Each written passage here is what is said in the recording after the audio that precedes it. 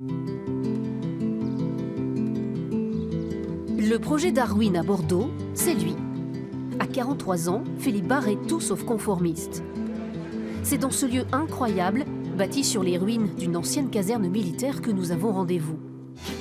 Ici, pas de grands bureaux, mais des gens qui passent et des réunions qui s'improvisent ou pas.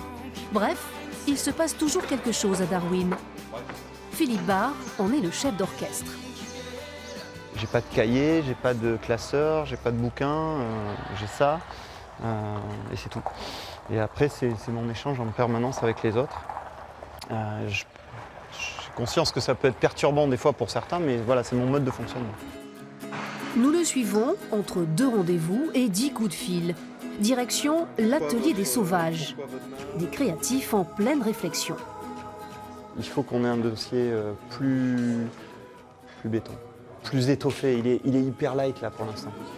Dans ce laboratoire d'idées, il y a des collaborateurs et un patron pas vraiment comme les autres.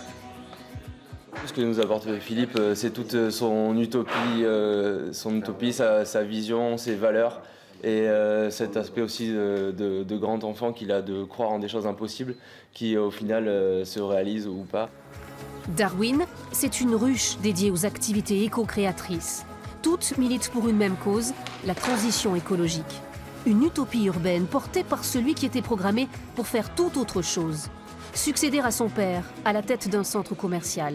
Il a choisi de faire le chemin inverse. C'est pas simple de passer d'une société d'ultra-consommation à une société de consommation plus responsable, mais c'est urgent et hyper important. Philippe Barre n'est pas devenu écolo du jour au lendemain. La nature l'a guidé. Pour nous en parler, il nous emmène à la plage.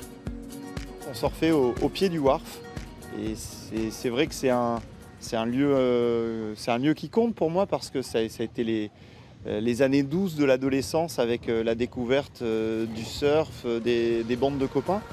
La Salie, l'une des plus belles plages de la côte girondine. Paradoxalement, l'une des plus polluées. Depuis plus de 35 ans, le déversoir du Wharf de la Salie rejette des eaux usées, nauséabondes et noirâtres du bassin d'Arcachon.